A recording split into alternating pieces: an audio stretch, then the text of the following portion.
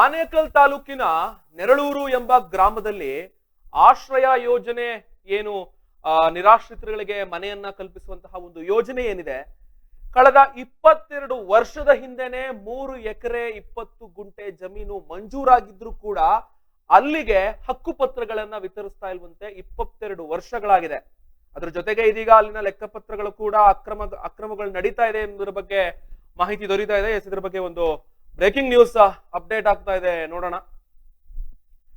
ಆನೇಕಲ್ ತಾಲೂಕಿನಲ್ಲಿ ನೆರಳೂರಿನಲ್ಲಿ ಆಶ್ರಯ ಯೋಜನೆ ಜಮೀನು ಹಂಚಿಕೆಯ ವಿಳಂಬ ಮತ್ತು ಅಕ್ರಮ ಲೆಕ್ಕಪತ್ರದ ಆರೋಪಗಳು ಇದೀಗ ಕೇಳಿ ಬರ್ತಾ ಇದೆ. ಆನೇಕಲ್ನ ನೆರಳೂರು ಗ್ರಾಮದಲ್ಲಿ 2003 22 ವರ್ಷದ ಹಿಂದೆ 2003ರಿಂದ ಮಂಜೂರಾಗಿರುವಂತಹ 2 ಸರ್ವೆ ನಂಬರ್ಗಳ ಒಂದು ಜಾಗದಲ್ಲಿ 3 ಎಕರೆ 21 ಗುಂಟೆ ಜಮೀನಿಗೆ ಇನ್ನೂ ಹಕ್ಕುಪತ್ರಗಳನ್ನ ವಿತರಣೆ ಮಾಡಿಲ್ವಂತೆ. ಗ್ರಾಮಸ್ಥರ ಆಕ್ರೋಶಕ್ಕೆ ಹಾಗೂ ನೋವಿಗೆ ಈ ಒಂದು ಘಟನೆ ಕಾರಣ ಆಗಿದೆ. 38 ಗುಂಟೆ ಖರಾಬ್ ಜಮೀನೇನಿದೆ, ಅಕ್ರಮವಾಗಿ ಅದನ್ನ ಮುಚ್ಚಿ 4 ಲಕ್ಷ ರೂಪಾಯಿಗಳ ಅನುದಾನವನ್ನ ಪಡೆದಿರುವಾಗಿ ಇದೀಗ ಆರೋಪಗಳು ಅಲ್ಲಿನ ಪಟ್ಟಣ ಪಂಚಾಯಿತಿಯಲ್ಲಿ ಕೇಳಿ ಬರ್ತಾ ಇರುವಂತದ್ದು.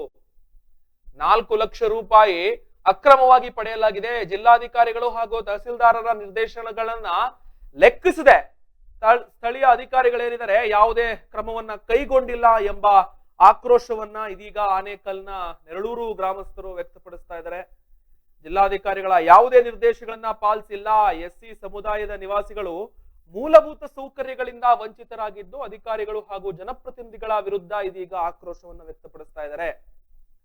ಆನೇಕಲ್ನ ನೆರಳೂರು ಗ್ರಾಮ ಪಂಚಾಯಿತಿ ಅಭಿವೃದ್ಧಿ ಅಧಿಕಾರಿಗಳು ಉಡಾಫೆಯಿಂದ ವರ್ತಿಸ್ತಾ ಇದ್ದಾರೆ ಎಂದು ಗ್ರಾಮಸ್ಥರು ಆರೋಪಿಸ್ತಾ ಇದ್ದಾರೆ. ಆನೇಕಲ್ನ ಆಶ್ರಯ ಯೋಜನೆ ಅಡಿ ಏನಿದೆ, ಸಾಕಷ್ಟು 3 ಎಕರೆ 20 ಗುಂಟೆ ಜಮೀನೇನಿದೆ ಆನೇಕಲ್ನ ನೆರಳೂರು ಗ್ರಾಮದಲ್ಲಿ ಆಶ್ರಯ ಯೋಜನೆಗೆ ಮಂಜೂರಾಗಿರುವಂತಹ ಸ್ಥಳ. ಈ 2003 ಅಂತಂತಂದ್ರೆ 22 ವರ್ಷ ಆಯ್ತು. 22 ವರ್ಷದಿಂದ ಕೂಡ ಅಲ್ಲಿ ಕೇವಲ ಇನ್ನ ಹಕ್ಕುಪತ್ರವನ್ನು ಕೂಡ ಆ ಜಾಗಗಳ ಯಾರು ಅರ್ಜಿದಾರರಿದ್ರು ಗೌರ್ಮೆಂಟ್ಗೆ ಟ್ಯಾಕ್ಸ್ ಕಟ್ಟಿ ಆ ಒಂದು ಫೀಸ್ ಕಟ್ಟಿ ಆಶ್ರಯ ಮನೆ ನಮಗೆ ಕೊಡಿ ಅಂತ ಮನವಿಯನ್ನ ಸಲ್ಲಿಸಿ ಸತತ 22 ವರ್ಷದಿಂದ ಕಾಯ್ಕೊಂಡು ಕೂತಿದ್ರು ಕೂಡ ಆ ಒಂದು ಸರ್ವೆ ನಂಬರ್ ಏನಿದೆ ನೆರಳೂರಿನಲ್ಲಿ ಆ ಒಂದು 3 ಎಕರೆ 21 ಗುಂಟೆ ಜಮೀನಿಗೆ ಮಂಜೂರಾಗಿದ್ರು ಕೂಡ ಈಗ ಹಕ್ಕುಪತ್ರಗಳನ್ನ ಕೊಡೋದಕ್ಕೆ 22 ವರ್ಷಗಳಿಂದ ಸತಾಯಿಸ್ತಾ ಇದ್ದಾರಂತೆ ಅಧಿಕಾರಿಗಳು. ಇದ್ರ ಬಗ್ಗೆ ನೆರಳೂರಿನ ಗ್ರಾಮಸ್ಥರು ತೀವ್ರ ಆಕ್ರೋಶವನ್ನ ವ್ಯಕ್ತಪಡಿಸ್ತಾ ಇದ್ದಾರೆ.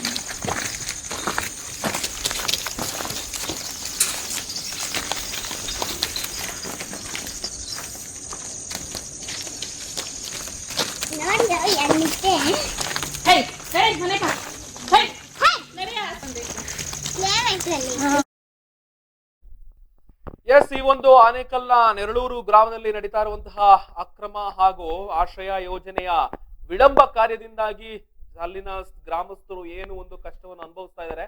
ಇದರ ಬಗ್ಗೆ ಇನ್ನ ಹೆಚ್ಚಿನ ಮಾಹಿತಿಯನ್ನ ಕೊಡಲಿದ್ದಾರೆ ನಮ್ಮ ವರದಿಗಾರರಾದಂತಹ ಮುನಿಯಪ್ಪ ಅವರು ಇದೀಗ ದೂರವಾಣಿ ಸಂಪರ್ಕದಲ್ಲಿದ್ದಾರೆ. ಮುನಿಯಪ್ಪ ಅವರು, ಏನ್ ನಡೀತಾ ಇದೆ ನೆರಳೂರು ಗ್ರಾಮ ಆನೇಕಲ್ನಲ್ಲಿ?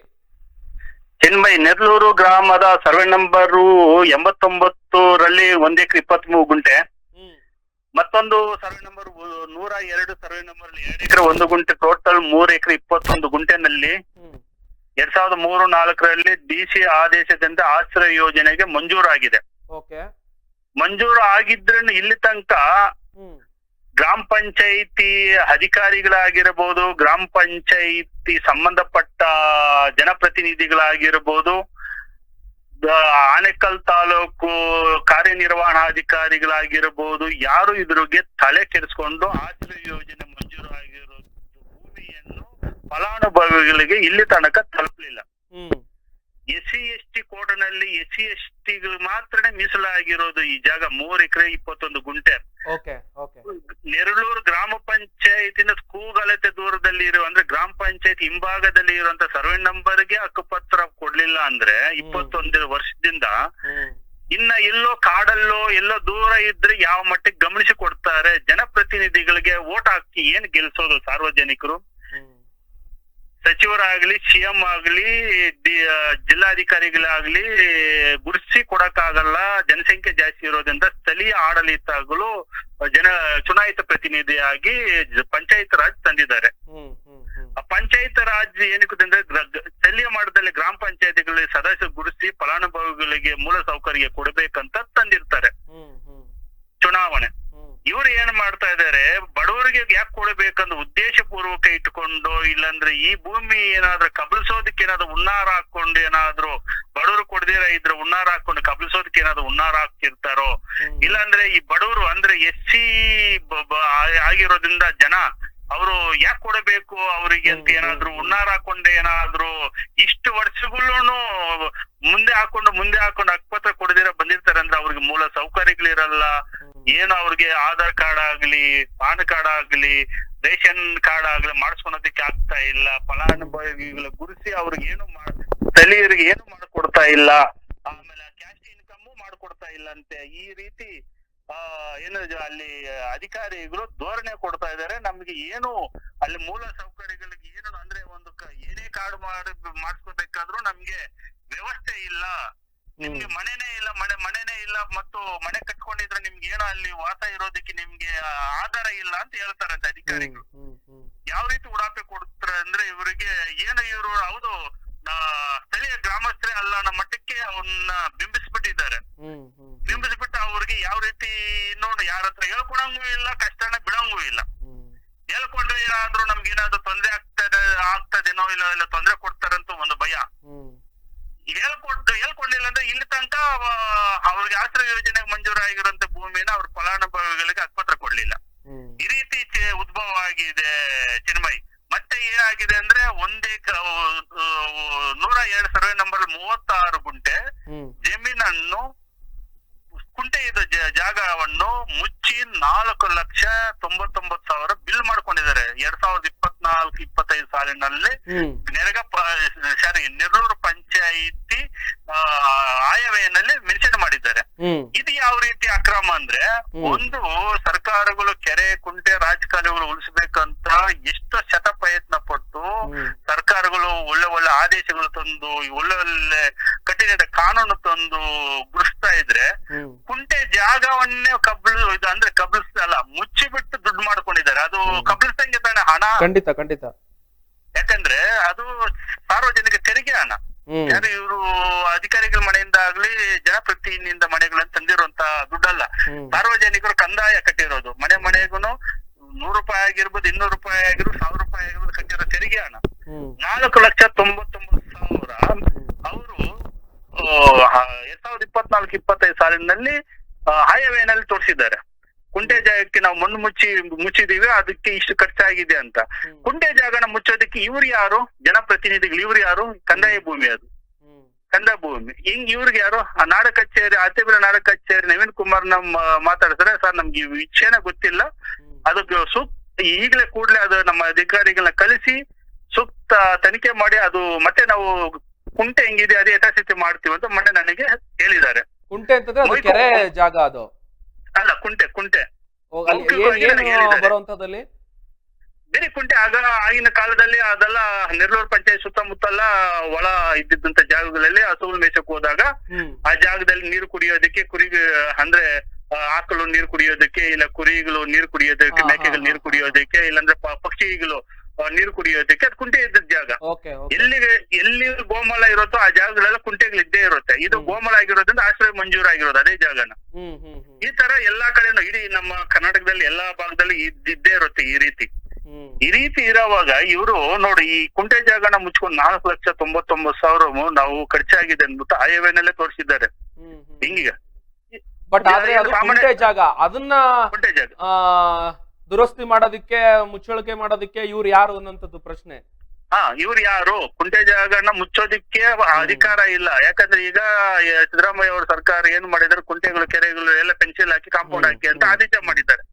ಆದೇಶ ಮಾಡಿದ್ರು ಈ ಮೊನ್ನೆ ಆಯವ್ಯಯನಲ್ಲಿ ಅವರು ಖರ್ಚು ಮಾಡಿದ್ದಾರೆ. 4,99,000 ಆಗಿದೆ ಅಂತ ಖರ್ಚು ಮಾಡಿದ್ದಾರೆ. ಯಾವ ಮಟ್ಟಕ್ಕೆ ಇದೆ ಇವರು? ಯಾಕಂದ್ರೆ ಇದು ಕುಂಟೆ ಜಾಗ, ಇವ್ರು ನಾವು PDO ಅವರಿಗೆ ಅಭಿವೃದ್ಧಿ ಅಧಿಕಾರಿಗಳು ಉಳಿಸ್ಕೊಳಕ್ ಬಂದಿಲ್ಲ ಅಂದ್ರೆ ಕಂದಾಯ ಇಲಾಖೆಗೆ ಬರ್ದ್ಬಿಡ್ಬೇಕು. ಕಂದಾಯ ಇಲಾಖೆ ಅವ್ರು ಏನೋ ಮಾಡ್ತಾರೆ, ಅವ್ರ ಅಭಿವೃದ್ಧಿ ಕುಂಟೆ ಜಾಗನ ಹಂಗೆ ಉಳಿಸ್ಕೊಂಡು ಪೆನ್ಷನ್ ಹಾಕ್ತಾರೆ.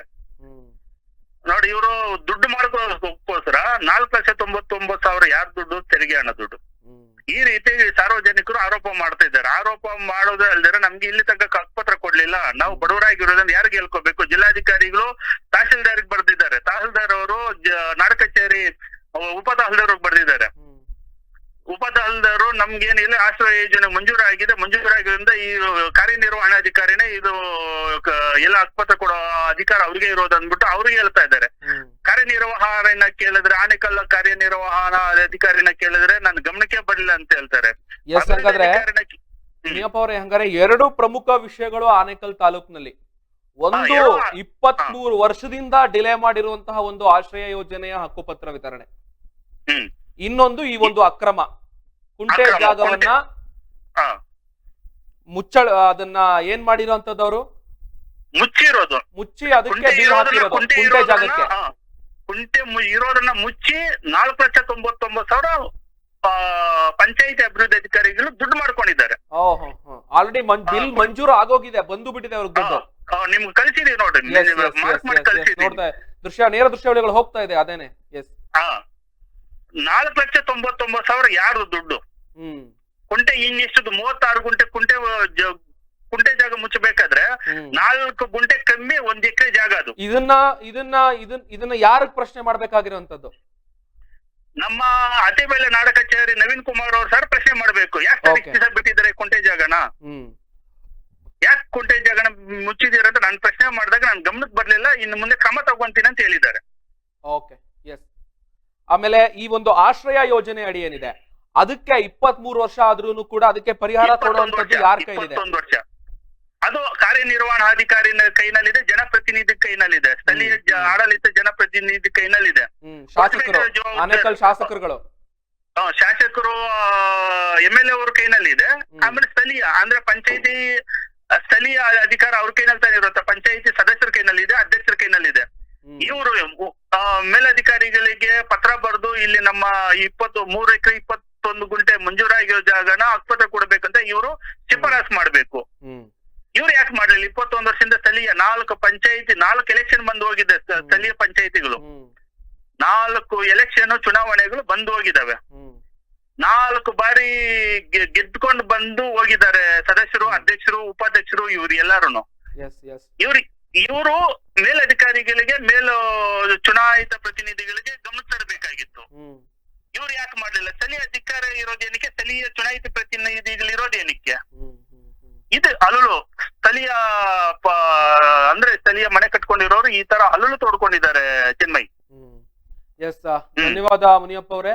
ಬಹಳ ಉತ್ತಮವಾದಂತ ವಿಚಾರ. ಯಾಕಂತಂದ್ರೆ ಆ ಸ್ವಂತ ಮನೆಯನ್ನ ನಿರ್ಮಾಣ ಮಾಡ್ಕೋಬೇಕು, ನಮ್ಮದೇ ಆದಂತ ಒಂದು ಚಿಕ್ಕ ಜಾಗ, ಒಂದು 20-30 ಸೈಟ್ ಅಥವಾ ಒಂದು 30-40 ಜಾಗ ನಮ್ಮ ಮಕ್ಳುಗಳಿಗೆ ನಾವು ಬಿಟ್ಟು ಹೋಗ್ಬೇಕು ಅನ್ನೋಂತ ಆಸೆ ಇಟ್ಕೊಂಡು ಆ ಫೀಸ್ ಗೌರ್ಮೆಂಟ್ ಟ್ಯಾಕ್ಸ್ ಗಳನ್ನೆಲ್ಲ ಕಟ್ಕೊಂಡು ಒಂದು ಆಶ್ರಯ ಯೋಜನೆಯಲ್ಲಿ ನಮಗ್ ಮನೆ ಸಿಗುತ್ತೆ, ಅದನ್ನ ನಾವು ಇನ್ನೊಂದ್ ಸ್ವಲ್ಪ ಕಾಮಗಾರಿಗಳನ್ನ ಮಾಡ್ಕೊಂಡು ಒಂದ್ ಮನೆ ಕಟ್ಕೊಳ್ಳೋಣ ಅನ್ನೋ ಒಂದ್ ಕನ್ಸುಗಳನ್ನ 21 ವರ್ಷದಿಂದ ಇಟ್ಕೊಂಡಿದ್ರು ಕೂಡ ಅವ್ರಗಳಿಗೆ ಇನ್ನ ಹತಾಶೆಯ ಭಾವನೆಯಲ್ಲೇ ಅವ್ರನ್ನ ಇರಿಸಿದ್ದಾರೆ ಅಂತಂದ್ರೆ ಈ ವಿಷಯವನ್ನ ಬೆಳಕಿಗೆ ತಂದಿರುವಂತದ್ದು ನಿಜಕ್ಕೂ ಶ್ಲಾಘನೀಯವಾದದ್ದು ನಿಮ್ಮ ಕೆಲಸ. ಆಮೇಲೆ ನಾಗಮ್ಮನವರು, ಚಿನ್ಮಯ್ ನಾಗಮ್ಮ ಅವರು 83 ವರ್ಷ ಮೇಲೆ ವಯಸ್ಸಾಗಿದೆ. ಅವ್ರಿಗೆ ಗಂಡ ಇಲ್ಲ, ತೀರೋಗಿದೆ. 10 ವರ್ಷ ಆಗಿದೆ ಗಂಡ ತೀರೋಗಿ. ಆ ಎಮ್ನಿಗೆ ಇವತ್ತಿನ ದಿವಸಕ್ಕೆ ಊಟಕ್ಕೆ, ಬಟ್ಟೆಗೆ, ಆಶ್ರಯಕ್ಕೆ ಯಾರೂ ಮಕ್ಕಳು ಇಲ್ಲ. ಅವ್ರಿಗೆ ಮಕ್ಕಳು ಇಲ್ಲ. ಬೇರೆಯವ್ರ ಹತ್ರ ಆಶ್ರಯ ಪಡೆದು ಬದುಕ್ತಾ ಇದ್ದಾರೆ. ಆ ಅಮ್ಮನ ಮನೆ ಬಿದ್ದೋಗಿದೆ. ಆ ಅಮ್ಮನ ಮನೆ ಬಿದ್ದೋಗಿರೋದನ್ನ ಸರ್ ಈ ತರ ಬಿದ್ದೋಗಿದೆ ಅಂತ ಸ್ಥಳೀಯ ಅಧಿಕಾರಿಗಳಿಗೆ ಹೇಳಿದ್ರೆ ನನಗೇನ್ ಹೇಳ್ತೀಯ, ನನ್ಗೆ ಗೊತ್ತೇ ಇಲ್ಲ ಅಂತ ಹೇಳ್ತಾರಂತೆ ಅಧಿಕಾರಿಗಳು. ಅಂದ್ರೆ ಒಂದು ವಯಸ್ಸಾಗಿರೋ 83 ವರ್ಷ ಒಂದು ಹಿರಿಯ ಜೀವಿ, ವಯಸ್ಸಾಗಿರೋ ಹಿರಿಯ ಜೀವಿಗೆ ಬೇಡ್ಕೊಂಡ್ರೆ ನಡೆಯೋಕ್ಕೂ ಆಗಲ್ಲ ಇವತ್ತಿನ ಸ್ಥಿತಿಯಲ್ಲಿ ಹಂಗಿದೆ. ಆ ಹಿರಿಯ ಜೀವಿಗೆ ಸ್ಥಳೀಯ ಪಂಚಾಯಿತಿಗಳಲ್ಲಿ 1 ಲಕ್ಷನೋ 1.5 ಲಕ್ಷನೋ ಮನೆ ಬಿದ್ದೋಗಿದ್ರೆ ಕಟ್ಕೊಡೋದಕ್ಕೆ ವ್ಯವಸ್ಥೆ ಇದೆ. ಅದನ್ನೂ ವ್ಯವಸ್ಥೆ ಮಾಡಿಕೊಡ್ಲಿಲ್ಲ ಅಂದ್ರೆ ಲೆಕ್ಕ ಇಟ್ಕೊಳ್ರೆ ಅಭಿವೃದ್ಧಿ ಅಧಿಕಾರಿಗಳು ಅವ್ರನ್ನ ಕೇಳಿದ್ರೆ ನನ್ ಗಮನಕ್ಕೆ ಬರ್ಲಿಲ್ಲ ಅಂತ ಹೇಳ್ತಾರೆ. ಗಂಗಾಧರ್ ನಾನು ಕೇಳಿದೆ, ಮೌಖಿಕವಾಗಿ ನಾನು ಕೇಳಿದೆ, ಏನ್ ಸರ್ ಈ ತರ ಕೇಳಿದ್ರೆ ಯಾಕೆ ಸರ್ ನನ್ ಗಮನಕ್ಕೆ ಬರ್ಲಿಲ್ಲ, ನಮ್ ಕಾರ್ಯದರ್ಶಿ ಏನೋ ಹೇಳಿರ್ಬೋದು ನನ್ಗೆ ಗೊತ್ತಿಲ್ಲ ಅಂತ ನುಣುಚ್ಕೊಂತವ್ರೆ. ಅಂದ್ರೆ ಬಡವರ ಬಗ್ಗರಿಗೆ ಏನೋ ಸರ್ಕಾರದಿಂದ ಅನುದಾನ ಬರೋದನ್ನ ತಲುಪ್ತಾ ಇಲ್ಲ ಅಂದ್ರೆ ಏನಕ್ಕೋಸ್ಕರ ಈ ಸ್ಥಳೀಯ ಆಡಳಿತಗಳು ಇರಬೇಕು? ಎಲ್ಲ CM DC ಅವರು ತಹಲ್ದಾರೆ ಬಂದ್ ನೋಡ್ಕೊಂಡಂಗಿದ್ರೆ ಸ್ಥಳೀಯ ಏನಕ್ಕೆ ಜನಪ್ರತಿನಿಧಿಗಳು ಏನಕ್ಕೆ ಇರಬೇಕು ಅಂತ ಸಾರ್ವಜನಿಕರ ಪ್ರಶ್ನೆ ಆಗಿದೆ ಚಿನ್ಮಯ್. ಈಗಲೇ ಆ ಪ್ರಶ್ನೆಯನ್ನ ಇಡನ್ಸ್ ವಾಹಿನಿಯ ಮೂಲಕ ನಿಮ್ಮ ಮೂಲಕ ನಾವು ಕೂಡ ಇದೀಗ ಮಾಡ್ತೀವಿ. ಮುನಿಯಪ್ಪ ಅವರೇ, ಧನ್ಯವಾದ ಈ ಒಂದು ವಿಷಯವನ್ನ ಗಮನಕ್ಕೆ ತಂದಿದ್ದಕ್ಕೆ, ಬೆಳಕಿಗೆ ತಂದಿದ್ದಕ್ಕೆ. ನಮಸ್ತೆ ಚಿನ್ಮಯ್. ಎಸ್ ವೀಕ್ಷಕರೇ, ಕೇಳಿದ್ರಿ ನಮ್ಮ ಇಡನ್ಸ್ ನ್ಯೂಸ್ ವರದಿಗಾರರಾದಂತಹ ಮುನಿಯಪ್ಪ ಅವರು ಏನು ಆನೇಕಲ್ಲಿ ನಡೀತಾ ಇರುವಂತಹ ಶೋಷಣೆ ಅಂತಾನೆ ಹೇಳ್ಬೋದು. ನಿಜವಾಗ್ಲೂ ಆ ಒಂದು ಬಡ ಅಜ್ಜಿಯ ಒಂದು ಜ್ವಲಂತ ಉದಾಹರಣೆ, ಆ ಸಮಸ್ಯೆಗೆ ಸಿಕ್ಕಾಕೊಂಡಿರುವಂತಹ ಅಜ್ಜಿಯ ಪರಿಸ್ಥಿತಿಯನ್ನ ಕೂಡ ಹೇಳಿದ್ರು. ನಿಜವಾಗ್ಲೂ ಶೋಷಣೆನೇ. 80 ವರ್ಷ ಆಗ್ಲಿ ಆ ಕುಟುಂಬಸ್ಥರು ಯಾರು ಇಲ್ಲ, ಆಶ್ರಯ ಇಲ್ಲ, ಮನೆ ಮೇಲೊಂದು ತಲೆ ಮೇಲೊಂದು ಸೂರಿಲ್ಲ. ನಾನು ಎಲ್ಲಿ ಕಡೆಗಾಲದಲ್ಲಿ ಎಲ್ಲಿ ಜೀವನ ಮಾಡ್ಬೇಕು? 20 ವರ್ಷದಿಂದ ಅರ್ಜಿ ಹಾಕೊಂಡು ಬಂದಿದ್ದೀನಿ, ನನಗೊಂದು ಮನೆ ಮಂಜೂರು ಮಾಡ್ಕೊಡಿ ಅಂತ. ನಾನು ಏನ್ ಮಾಡ್ಬೇಕು ಅಂತಂದ್ರೆ ನಿಮ್ ಮನೆ ಬಿದ್ದು ಹೋಗಿರೋದೇ ನನಗೆ ಗೊತ್ತಿಲ್ಲ. ಒಂದು ಉಡಾಫೆ ಉತ್ತರಗಳನ್ನ ಅಲ್ಲಿನ ಅಧಿಕಾರಿಗಳು ಹೇಳ್ತಾರೆ ಅಂತಂದ್ರೆ ಅವರ ತಾಯಿಂದ್ರಗಳಿಗೆ, ಅವರ ಅಕ್ಕಂದ್ರಗಳಿಗೆ ಇದೇ ರೀತಿ ಪರಿಸ್ಥಿತಿ ಉಂಟಾದ್ರೆ ಅವತ್ತಿವ್ರಿಗೆ ಬಡವರ ನೋವು ಅರ್ಥ ಆಗುತ್ತಾ? 21 ವರ್ಷಗಳಿಂದ ಹಕ್ಕುಪತ್ರವನ್ನ ನೀಡದೆ ಮಂಜೂರಾಗಿರೋ ಜಾಗವನ್ನ ಖಾಲಿ ಬಿಟ್ಕೊಂಡು, ಅದು ಆ ಗ್ರಾಮ ಪಂಚಾಯಿತಿ ಹಿಂಭಾಗದಲ್ಲೇ ಇರುವಂತಹ ಜಾಗ ಅಂತೆ, ಅದನ್ನ ಖಾಲಿ ಬಿಟ್ಕೊಂಡು ಕೂತಿರುವಂತಹ ಕೆಲಸ ಆಗಿದೆ. ಯಾರು ಇದಕ್ಕೆಲ್ಲ ಉತ್ತರ ಕೊಡುವಂಥದ್ದು ಅನ್ನೋದನ್ನ ಇದೀಗ ಪ್ರಶ್ನೆ ಮಾಡೋಣ ಎಲ್ಲ ಅಧಿಕಾರಿಗಳಿಗೆ.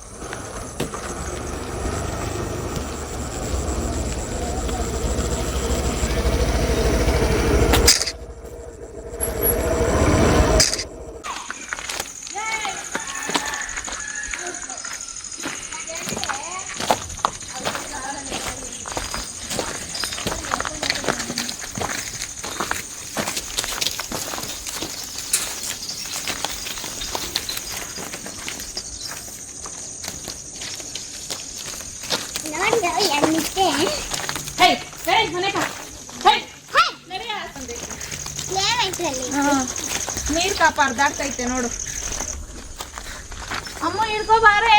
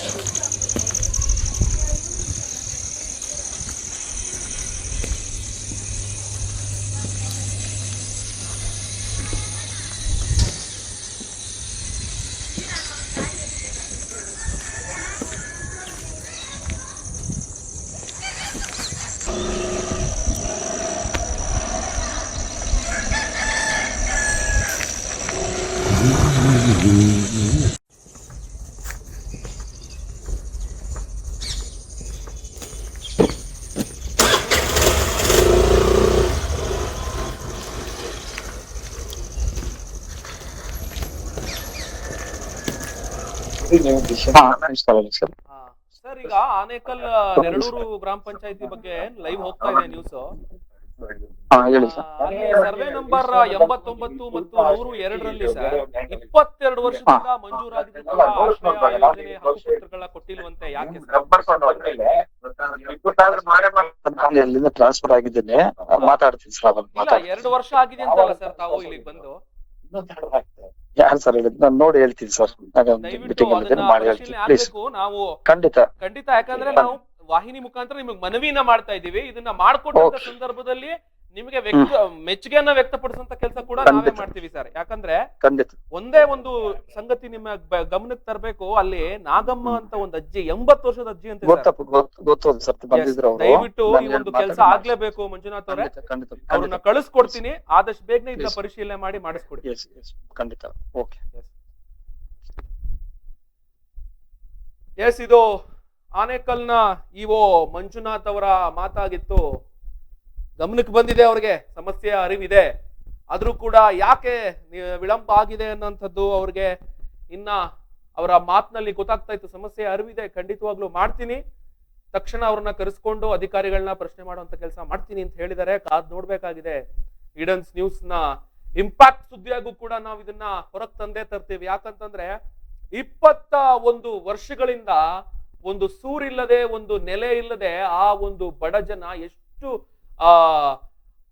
ಆಶಾಭಾವನೆಯನ್ನ ಇಟ್ಕೊಂಡಿರ್ತಾರೆ. ನಮಗೂ ಒಂದು ಸೈಟ್ ಸಿಗುತ್ತೆ, ನಿವೇಶನ ಆಗುತ್ತೆ, ಒಂದು ಚಿಕ್ಕದಾಗೂ ಒಂದು ಕಾಲಾವಧಿಗಳನ್ನ ಹಾಕಿ 4 ಗೋಡೆ ಹಾಕಿ ಒಂದು ತಾರಸಿ ಹಾಕಿ ಅಧಿಕಾರಿಗಳು ನಮಗ್ ಕೊಡ್ತಾರೆ. ಅದನ್ನ ನಾವು ನಮಗ್ ಬೇಕಾಗಿರೋ ರೀತಿ ನಾವು ನಿರ್ಮಾಣ ಮಾಡ್ಕೋಬಹುದು ನಮ್ಮ ಮನೆಯನ್ನ ಎಂಬ ಎಲ್ಲ ಕನಸುಗಳನ್ನ ಹಿಡ್ಕೊಂಡು ಆ ಬಡ ಜನ 21 ವರ್ಷದಿಂದ ಕಾಯ್ತಾ ಇದ್ದಾರೆ ಅಂತಂದ್ರೆ, ಈಗ ನಾನು ಟ್ರಾನ್ಸ್ಫರ್ ಆಗಿ ಬಂದಿದ್ದೀನಿ, ತಕ್ಷಣ ಈ ಒಂದು ಕೆಲಸ ಮಾಡ್ತೀನಿ ಅನ್ನೋ ಒಂದು ವಿಷಯವನ್ನ ಈ ಇಒ ಏನಿದ್ದಾರೆ, ಆನೇಕಲ್ನ ಇಒ ಮಂಜುನಾಥ್ ಅವರು ಈ ಸಂದರ್ಭದಲ್ಲಿ ಮಾತನಾಡಿದ್ದಾರೆ.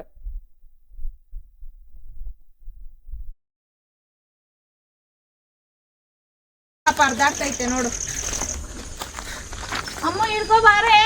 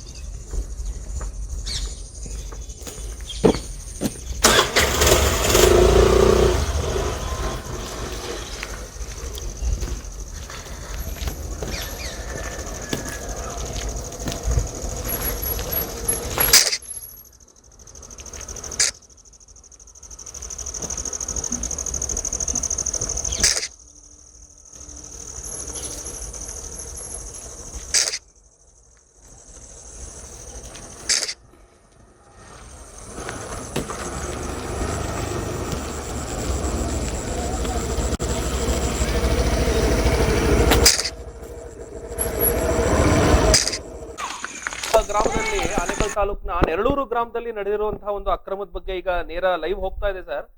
ತಮ್ಮಿಂದ ಒಂದು ಮಾಹಿತಿ ಬೇಕಿತ್ತು ಅಷ್ಟೇನೆ. ಅಲ್ಲಿ ಒಂದು 38 ಗುಂಟೆ ಖರಾಬ್ ಜಾಗನ, ಅದನ್ನ ಕುಂಟೆ ಜಾಗ ಏನಿದೆ ಅದನ್ನ ಮುಚ್ಚಿ 4 ಲಕ್ಷ ರೂಪಾಯಿ ಬಿಲ್ ಮಾಡ್ಕೊಂಡಿದಾರಂತೆ ಅಲ್ಲಿನ ಗ್ರಾಮ ಪಂಚಾಯತಿ ಅವರು. ನಿಮ್ಮ ಗಮನಕ್ಕೆ ಬಂದಿದ್ಯಾ ಸರ್ ಅದು? ಬಿಲ್ ಬಗ್ಗೆ ನಮ್ಗೆ ಮಾಹಿತಿ ಇಲ್ಲ. ಈಗ ಕುಂಟೆ ಜಾಗ ಏನಿದೆ ಅದನ್ನ ಈಗಾಗಲೇ ಅಳತೆ ಮಾಡಕ್ಕೆ ರೆಡಿ ಮಾಡಿದಿರಿ. ಆಮೇಲೆ ಕುಂಟೆನ ಏನಿದ್ರು ನಮ್ ಸುಬರ್ತಿಗೆ ಇರುತ್ತೆ. ಅದು ಮುಚ್ಚೋದು ಬಿಲ್ ಮಾಡೋದೆಲ್ಲ ನಮಗ್ ಬರಲ್ಲ. ಅದೆಲ್ಲ ಏನಿದ್ರು ಪಂಚಾಯತಿ ಪಿಡಿಒ ಆಫೀಸ್ ಅಲ್ಲಿ ನಿಮ್ಗೆ ಮಾಹಿತಿ ಸಿಗುತ್ತೆ ಸರ್. ಸರ್, ಬಟ್ ಅದೇನಿದೆ, ಸರ್ಕಾರಿ ಜಮೀನ್ ಏನಿದೆ ಆ ಕುಂಟೆಗಳನ್ನ, ಕೆರೆಗಳನ್ನ ರಕ್ಷಣೆ ಮಾಡುವಂತದ್ರಲ್ಲಿ ಸರ್ಕಾರ ಇನ್ನು ಹೆಚ್ಚಿನ ಗಮನವನ್ನ ಕೊಡ್ಬೇಕು. ಆ ಪ್ರದೇಶಗಳನ್ನ ಯಾರು ಮುಟ್ಟಬಾರದು, ಅದು ಹೇಗಿದೆ ಹಾಗಿರುತ್ತೆ ಅಂತ ಒಂದು ಅದನ್ನ ಒರಿಜಿನಲ್ ಸ್ಟೇಟಸ್ ಅಲ್ಲೇ ಉಳಿಸ್ಕೊಳ್ಳುವಂತ ಪ್ರಯತ್ನ ಆಗುತ್ತೆ. ಆದ್ರೆ ಇಲ್ಲಿ ಇದೊಂದು ನಡೆದಿರುವಂತದ್ದು ಅಕ್ರಮ ಅಲ್ವಾ ಸರ್ ಅದು? ಈಗ ಏನಾಯ್ತು, ಇದು ಆಕ್ಚುಲಿ ಇದು ನಮ್ಮ ಗಮನಕ್ಕೆ ನನಗೆ ಸುಮೋಟೋ ಆಗಿ ಯಾರು ಪಬ್ಲಿಕ್ ಬಂದು ನನಗೆ ಕಂಪ್ಲೇಂಟ್ ಕೊಟ್ಟುವಾಗ ನಾನು ಅದನ್ನ ಚೆಕ್ ಮಾಡಿಸಿದಾಗ ಕುಂಟೆ ಮುಚ್ಚಿರೋದು ಗಮನಕ್ಕೆ ಬಂತು. ಸರ್ವೆ ಮಾಡಿಸಿ ಅದನ್ನ ಏನಿದೆ ಕುಂಟೆ, ಈಗ ಮಣ್ಣು ಹಾಕಿದ್ದಾರೆ, ಕಲ್ಲು ಹಾಕಿದ್ದಾರೆ, ಏನೇ ಹಾಕಿದ್ರು ಅದನ್ನ ಫೆನ್ಸಿಂಗ್ ಮಾಡಿ ನಮ್ಗೆ ನಾವು ಉಳಿಸ್ಕೊಂತೀರದನ್ನ. ಇದು ನಮ್ಮ ಬಿಲ್ ಆಗಿರೋಂತ ಬಿಲ್ ಪಡೆದಿರೋ ಕೂಡ ಲೈವ್ ಹೋಗ್ತಾ ಇದೆ ಸರ್ ಈಗ ಚಾನೆಲ್ ನಲ್ಲಿ. ದಯವಿಟ್ಟು ಅಂತಹ ಅಕ್ರಮಕ್ಕೆ ಕೈ ಹಾಕಿರೋರ ವಿರುದ್ಧ ಕಠಿಣ ಕ್ರಮ ಆಗ್ಲೇಬೇಕು ಸರ್. ಒಂದೇ ನಿಮಿಷ, ಅದೇನಾಗುತ್ತೆ ಅಂದ್ರೆ ಈಗ ನಿಮ್ಮಲ್ಲಿ ಇವಾಗ ನಮ್ಮ ಇವರೇ ಹೇಳ್ತಾರೆ 4 ಲಕ್ಷ ಬಿಲ್ ಆಗಿದೆಯಲ್ಲ, ಅದು ನಮ್ಮ ಸರ್ಕಾರದ ನಮ್ಮ ವತಿಯಿಂದ ಕಂದಾಯ ಇಲಾಖೆಯಿಂದ ಯಾವ್ದು ಆಗಿರಲ್ಲ. PDO ಆಫೀಸಲ್ಲಿ ಒಂದ್ಸರಿ ದಯಮಾಡಿ ಚೆಕ್ ಮಾಡ್ಬೇಕು. ಇದನ್ನ ಆಲ್ರೆಡಿ ಸಾಕಷ್ಟು ಸರಿ ನಾನು PDO ಆಫೀಸಿಗೆ ಮಾತಾಡಿ ಅಂತಾನು ಹೇಳಿದೀನಿ. ನನ್ ಜಾಗ ಏನಿದೆ ಸರ್ಕಾರಿ ಜಾಗ, ಕುಂಟೆ ಜಾಗ, ಅದನ್ನ ಉಳಿಸ್ಕೊಂತೀರೋದನ್ನ. ಅದ್ರ ಮೇಲೆ ಅಕ್ರಮ ಆಗಿದ್ದಂತ ಸಂದರ್ಭದಲ್ಲಿ ಆಗಿದ್ರೆ ನಾವು ಬರೆದುಕೊಳ್ತೀವಿ ಅಥವಾ ಇಒ ಬರಬೇಕು ಬರ್ಬೇಕಾ ತಂದು ಮತ್ತೆ ರೀತಿ ಆಗದೆ ಇರೋ ರೀತಿಯನ್ನು ಕೂಡ ನೀವು ಕ್ರಮವನ್ನ ಕೈಗೊಳ್ಬೇಕು ಸರ್. ದಯಮಾಡಿ ಅದನ್ನ ಮಾಡೇ ಮಾಡ್ತೀನಿ ಅದನ್ನ. ಧನ್ಯವಾದ. ಇದು ತಹಸೀಲ್ದಾರ್ ಆದಂತಹ ನವೀನ್ ಅವರ ಮಾತನ್ನ ಕೇಳಿಸ್ಕೊಂಡ್ರಿ. ಆ ಕುಂಟೆ ಜಾಗ ಏನಿದೆ 38 ಗುಂಟೆಯ ಒಂದು ಖರಾಬ್ ಜಾಗ ಏನಿದೆ, ನೆಲಸೂರು ಆನೇಕಲ್ ತಾಲೂಕಿನ ನೆರಳೂರು ಗ್ರಾಮದಲ್ಲಿ ಈ ಒಂದು ಪ್ರದೇಶದಲ್ಲಿ ನಡೆದಿರುವಂತಹ ಗ್ರಾಮ ಪಂಚಾಯಿತಿ ವ್ಯಾಪ್ತಿಯ ಅಕ್ರಮದ ಬಗ್ಗೆ ನನಗೆ ಮಾಹಿತಿ ಈಗ ಬಂದಿದೆ ಸರ್. ಒಬ್ಬ ಸಾರ್ವಜನಿಕ ವ್ಯಕ್ತಿ ನನ್ನ ಗಮನಕ್ಕೆ ತಂದಿದ್ದಾರೆ. ಅದನ್ನ ನಾನು ಮತ್ತೆ ನಮ್ಮ ವ್ಯಾಪ್ತಿಗೆ ಬರುವಂತಹ ಒಂದು ಆ ಕುಂಟೆ ಪ್ರದೇಶವನ್ನ ಫೆನ್ಸಿಂಗ್ ಮಾಡಿ ಅಲ್ಲಿ ಏನೇ ಅವರು ಮಣ್ಣು ತುಂಬಿರ್ಲಿ, ಕಲ್ಲು ತುಂಬಿರ್ಲಿ, ಮತ್ತೆ ನಾವು ಅದನ್ನ ರಕ್ಷಣೆ ಮಾಡಿ ಅದನ್ನ ಯಥಾಸ್ಥಿತಿಗೆ ತರ್ತೀವಿ ಎಂಬ ಮಾತನ್ನ ಅಲ್ಲಿನ ತಹಸೀಲ್ದಾರ್ ಆದಂತಹ ನವೀನ್ ಅವರು ಇದೀಗ ನಮ್ಮ ಜೊತೆ ಹೇಳಿದ್ದಾರೆ. ಇದ್ರ ಬಗ್ಗೆ ಫಾಲೋ ಅಪ್ ನ್ಯೂಸ್ ಕೂಡ ಆಗುತ್ತೆ. ಈ ವಿಷಯವನ್ನ ಇಲ್ಲಿಗೆ ಬಿಡೋದಿಲ್ಲ, ಸತ್ಯ ಹೊರಗೆ ಬರಬೇಕು. ಯಾರು ಈ ಒಂದು ಅಕ್ರಮದ ಹಿಂದ್ರು, ಆ 4,99,000 ಯಾರ್ಯಾರು ತಿಂದಿದ್ದಾರೆ, ಎಲ್ಲವೂ ಕೂಡ ಬೆಳಕಿಗೆ ಬರುವವರೆಗೂ ಕೂಡ ಇಡನ್ಸ್ ನ್ಯೂಸ್ ವರದಿ ಮಾಡ್ತಾ ಇರುತ್ತೆ. ನಮ್ಮ ವರದಿಗಾರರಂತಹ ಮುನಿಯಪ್ಪ ಅವರ ಈ ಒಂದು ಕಾರ್ಯಾಚರಣೆ ನಿಜಕ್ಕೂ ಮೆಚ್ಚತಕ್ಕದ್ದು. ಈ ಒಂದು ಘಟನೆ ಬೆಳಕಿಗೆ ಬಂದಂತ ಸಂದರ್ಭದಲ್ಲಿ 2 ವಿಷಯಗಳು ನಮಗೆ ಬಹಳ ಅರಿವಾಗಿರುವಂತದ್ದು. 21 ವರ್ಷದಿಂದ ಒಂದು ನೆಲೆಗಾಗಿ, ನಿವೇಶನಕ್ಕಾಗಿ, ಮನೆಗಾಗಿ ಕಾಯ್ಕೊಂಡು ಕೂತಿದ್ದಂತಹ ಆ ಎಷ್ಟೋ ಬಡ ಜನ, ಅದರ ಜೊತೆಗೆ ಸರ್ಕಾರಿ ಭೂಮಿಯಾದಂತಹ ಒಂದು 30 ಗುಂಟೆ 36 ಗುಂಟೆಯ ಒಂದು ಖರಾಬ್ ಜಾಗ, ಕುಂಟೆ ಏನಿತ್ತು, ಅಲ್ಲಿನ ಆಕಳುಗಳು, ಕುರಿಗಳು, ಪಕ್ಷಿಗಳು ಬಂದು ನೀರು ಕುಡಿಯುವಂತ ಜಾಗವನ್ನ ಮಣ್ಣು ತುಂಬಿಸಿದೀವಿ, ಅದನ್ನ ನಾವು ಒತ್ತುವರಿ ಮಾಡ್ಕೊಂಡಿದೀವಿ ಅಂತಂದ್ಬಿಟ್ಟು ಅದಕ್ಕೆ 4,99,000 ಬಿಲ್ಲನ್ನು ಹಾಕೊಂಡು ಆ ಹಣವನ್ನ ಅವರು ಬಳಕೆ ಮಾಡ್ಕೊಂಡಿದ್ದಾರೆ ಅಂತಂದ್ರೆ ಇಂತಹ ಒಂದು ಅವ್ಯವಹಾರಕ್ಕೆ ಕೈ ಹಾಕಿರುವವರ ವಿರುದ್ಧ ಕ್ರಮವನ್ನ ಕೂಡ ಕೈಗೊಳ್ತೇವೆ ಎಂಬ ಮಾತನ್ನ ಇದೀಗ ನಾಡ ಕಚೇರಿಯ ತಹಸೀಲ್ದಾರ್, ಆನೇಕಲ್ ತಹಸೀಲ್ದಾರ್ ನವೀನ್ ಕುಮಾರ್ ಅವರು ಕೂಡ ಈಗ ನಮ್ಮ ವಾಹಿನಿಯ ಜೊತೆ ಮಾತನಾಡಿದ್ದಾರೆ. ಆದಷ್ಟು ಬೇಗನೆ ಈ ಒಂದು ಆಶ್ರಯ ಮನೆಯ ಸಮಸ್ಯೆ ಹಾಗೂ ಈ ಒಂದು ಕುಂಟೆಯ 36 ಗುಂಟೆ ಜಾಗ ಏನಿತ್ತು, ಆ ಒಂದು ಖರಾಬ್ ಜಾಗದಲ್ಲಿ ನಡೆದಿರುವಂತಹ ಅಕ್ರಮದ ಕೂಡ ಒಂದು ಕಠಿಣ ಕಾನೂನು ಕ್ರಮ ಆಗುತ್ತೆ ಅವರ ವಿರುದ್ಧ ಎಂಬ ಮಾತಿನಿಂದ ಈ ಒಂದು ಸಂದರ್ಭದಲ್ಲಿ ಹಿಡನ್ಸ್ ನ್ಯೂಸ್ ಈ ಒಂದು 2 ಜ್ವಲಂತ ಸಮಸ್ಯೆಗಳ ಬಗ್ಗೆ ಬೆಳಕಿಗೆ ತಂದಿರುವಂತದ್ದು.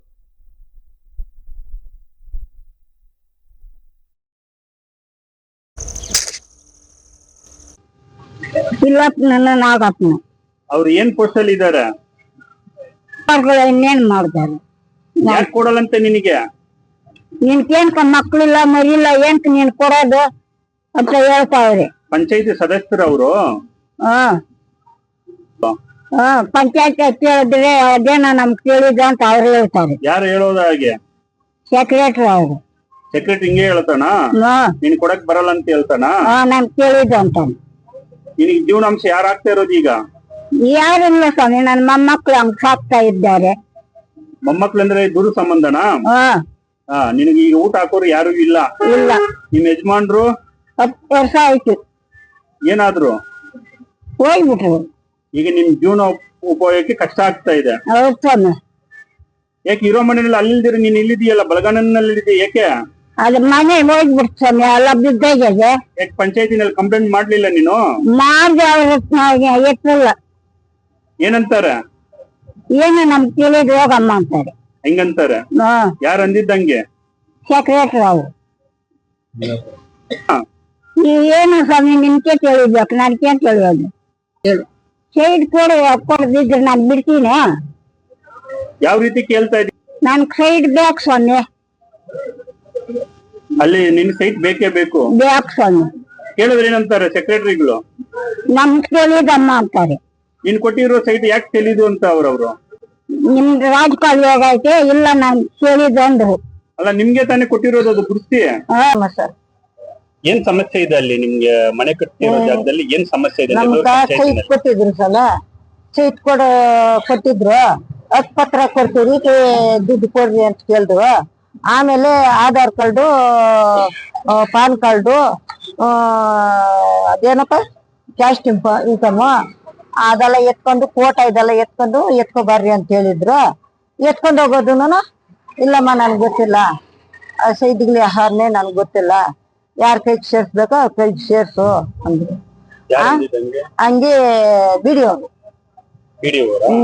ಪಂಚಾಯತಿನಾಗ ಕಾಲಕ್ಕೆ ಹಾಕ್ತೀವಿ ಇಲ್ಲಿ ಪಂಚಾಯತ್ ನೆರ್ಲೂರು ಪಂಚಾಯತಿನಾಗ ಯಾರ ಹೆಸರು ಅವ್ರ ಹೆಸರು ಏನಾದ್ರು ಗೊತ್ತಾ? ಅವ್ರ ಹೆಸರು ಗೊತ್ತಿಲ್ಲ ನನ್ಗೆ. ಅಧಿಕಾರಿ ಯಾರು ಅಲ್ಲಿ ಇದ್ದಾರಲ್ಲ ಅವ್ರ ಕೈಗೆ ತಗೊಂಡು ಇದೆಲ್ಲ ನಮ್ಗೆ ಗೊತ್ತಿಲ್ಲಮ್ಮ. ಏನು ಡಾಕ್ಯುಮೆಂಟ್ ತಗೊಂಡಿಲ್ಲ? ಏನು ತಕೊಂಡಿಲ್ಲ. ಹಕ್ಕುಪತ್ರ ಮಾಡ್ಸೋದಕ್ಕೆ ನೀವೆಲ್ಲ ಡಾಕ್ಯುಮೆಂಟ್ ಕೊಡಕ್ ಹೋಗಿದ್ದೆ?